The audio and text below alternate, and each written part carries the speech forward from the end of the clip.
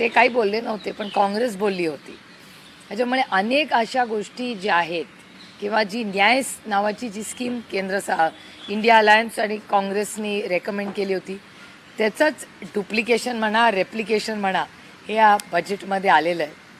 आणि ह्या सगळ्या बजेटमध्ये अनेक गोष्टी झालेल्या ज्याच्यावर मी सविस्तर उद्या हाऊसमध्ये बोलणारच आहे. पण सगळ्यात गमतीची भाग आहे की कुठल्या राज्याला दिलं, कारण का हे देशाचं बजेट आहे, कुठल्या राज्याचं बजेट नाही आहे. त्यामुळे देशाच्या बजेटकडून आमच्या अपेक्षा होत्या की प्रत्येक राज्याला समान अधिकार हा मिळाला पाहिजे.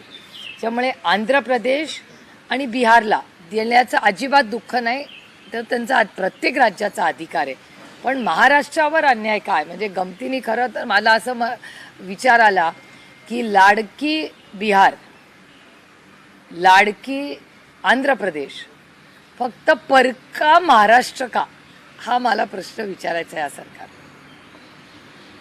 महाराष्ट्राबद्दल या बजेटमध्ये अजूनही नेत्यांना उमगत नाहीये. काय झालंय? भाजपच्या शिवसेनेच्या नेत्यांना प्रतिक्रिया विचारलं तर ते अजूनही अभ्यास करतात. काय नक्की झालंय? अजून रेल्वेची तर प्रेस नोट पण नाही, जे त्यांनी वाचलं, म्हणजे आम्ही लक्ष देऊन कान देऊन सगळ्या नोट्स करत होत्या. त्यामुळे माझं उद्याचं भाषण पण तयार आहे त्यांचं हे ऐकलं. त्याच्यामुळे अजून अभ्यास इमिजिएटली जो आम्ही आत्ता जे बोलतोय ते साधारणपणे जे मोठा ऐकण्याला, म्हणजे आंध्र प्रदेश आणि बिहार या दोघांनाही जे काय दिलं त्याचं अजिबात दुःख नाही, त्याचं स्वागतच करा. पण हे देशाचं बजेट आहे, दोन राज्यांचं बजेट नाही.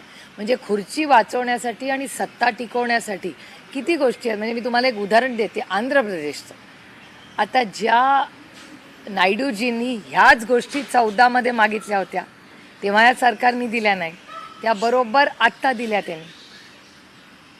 म्हणजे ह्याच गोष्टी ते 8-10 वर्ष टू लिटल टू लेट. म्हणजे जेव्हा ह्याचं क्रेडिट खरं तर जे आंध्र प्रदेश आणि बिहारला मिळालं ना, ह्याचं क्रेडिट भारताच्या मायबाप जनतेनी किती वर्ष, जेव्हा 300 होते तेव्हा हीच चंद्राबाबूंची मागणी होती. तेव्हा भारतीय जनता पक्षाला वाटलं नाही की आंध्र प्रदेशची मदत करावी, बिहारची मदत करावी. जेव्हा 300वरनं 240वर आले तेव्हा त्यांना ही राज्य दिसायला लागली आणि प्रश्न समजायला लागले.